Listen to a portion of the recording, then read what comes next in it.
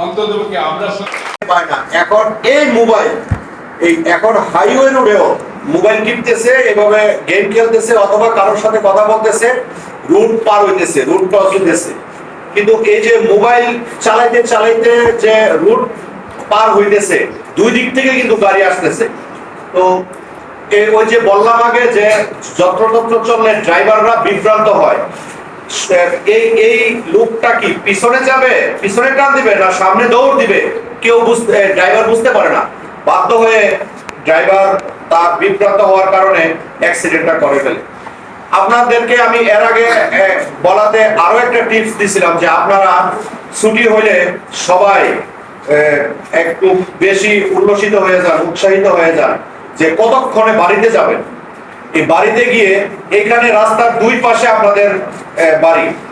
এই ছুটি হওয়ার পরে খুব দ্রুত বাড়িতে যাওয়ার ইচ্ছায় আপনারা হুট করে রাস্তার এই পাশ থেকে ওই পাশে দৌড় দেন, যে তাড়াতাড়ি গাড়িটা দেখা গেছে যে একটু দূরে আছে, আপনারা দৌড় দেন। আপনারা কিন্তু বুঝতেছেন না যে গাড়িটার গতি কত, এই গাড়ি কত গতিতে আছে আপনারা বুঝতেছেন না। আপনি যত গতিতে দৌড় দিয়ে রাস্তা পার হইতে পারবেন বলে মনে হচ্ছে, কিন্তু এর চেয়ে দ্বিগুণ গতিতে কিন্তু গাড়িটা আসতেছে। তাহলে আপনারা 20 ফিট রাস্তা দৌড় দিয়ে পার হইতে হইতে কিন্তু ওই যে বেশি পরিমাণ গতি থাকার কারণে গাড়িটা কিন্তু আপনাদের উপরে চলে আসতেছে। ড্রাইভার কিন্তু বুঝতে পারবে না যে আপনি যে দৌড় দিয়ে রাস্তা পার হইতেছেন এই কতটা সময় লাগবে, কারণ তার তো অনেক গতি। তার গতি যদি 80 থাকে আর আপনি 20 কিলো গতিতে, আপনার গতিতে আছে 20 কিলো আর ওই ড্রাইভারের গতি আছে 80 কিলো, আপনি কভার করতে পারবেন না, আপনি অ্যাক্সিডেন্ট হবে। তো যাও, আমি এর আগেও কিছু বলছি, আজকেও কিছু বলছি, দুই তিনটা শব্দ শুধু মনে রাখবেন। হেলমেট পরতে হবে, মোবাইল চালাইয়া রাস্তা পারাপার করা যাবে না, রাস্তায় হাঁটা যাবে না, রাস্তায় দৌড় দেওয়া যাবে না। সব সময় রাস্তার বামে ফুটপাত থাকলে রাস্তার ডাইনে, এইভাবে এইগুলি একটু মনে রেখে চলবেন। এখন আপনাদের সামনে গুরুত্বপূর্ণ কিছু বলার জন্য অনুরোধ করছি। তামাবিল হাইওয়ে থানার সদ্য যোগদানকৃত অফিসার ইনচার্জ জনাব হাবিবুর রহমান স্যার, ধন্যবাদ।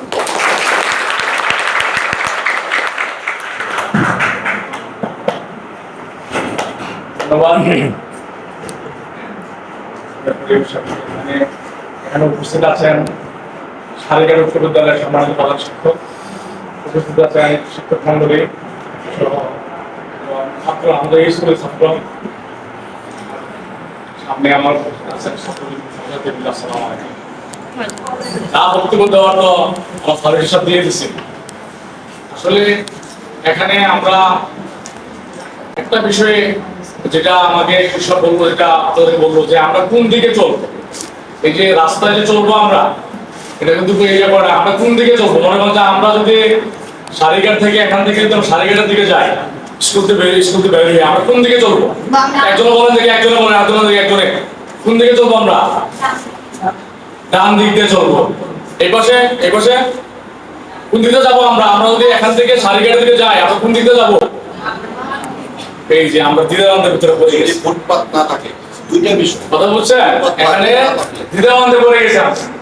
এখানে বিষয়টা রোডটা হলো, যদি ফুটপাত না থাকে, ফুটপাত পর্যন্ত রাস্তার পাশেটা আলাদা রাস্তা থাকে, ছোট রাস্তা থাকে, তো ওই সমস্ত রাস্তাগুলো না থাকে, আমরা ডান দিক দিয়ে যাবো। ডান দিকে কেন যাবো? আর সামনের গাড়িটা আমরা দেখতে পাই, ঠিক আছে? আমরা সবসময় ডান দিকটা ব্যবহার করবো, ঠিক আছে? আজকে থেকে আমরা ডান দিক ব্যবহার করবো। আর একটা বিষয় হলো, আমি প্রধান শিক্ষক জিজ্ঞাসা করছিলাম স্কুল শুরু করে না, শুরু হচ্ছে 10:30 না, 10:30। তাহলে আমরা যার বাড়ি থেকে একটু আগে রওনা করবো, তাই না? একদম 10:30 আমাদের 5 মিনিট আগে রওনা করতে হবে। কি হবে? আমাকে দৌড়ে আসতে হবে, আর রাস্তা পার হওয়ার সময় আর রাস্তা গাড়ি দেখার সময় পাবো না, আমরা ডাইরেক্ট গাড়ি আসতে দেখবো না, আমরা ডাইরেক্ট ডান দিকে স্কুল গেট দিয়ে ঢোকার চেষ্টা করবো। কিন্তু এটা ভুল। যে ইউনুসার যেটা বলছেন, যেটা দ্রুত গতিতে আছে আমরা বুঝবো না। যদি রাস্তাটা পার হইতে হয় তাহলে আমরা গাড়িটাকে সিগন্যাল দেবো, ঠিক আছে? আমরা গাড়িটা থামার পরে তারপরে আমরা রাস্তা পার হবো। আমি কি বুঝতে পারছি? রাস্তাটা আগে গাড়িটা আমার সিগন্যাল করে দূর থেকে তো 2-3 জন হয়, তো বেশিরভাগ একজন না 2-3 জন একত্রিত হলে সুবিধা হয়। তো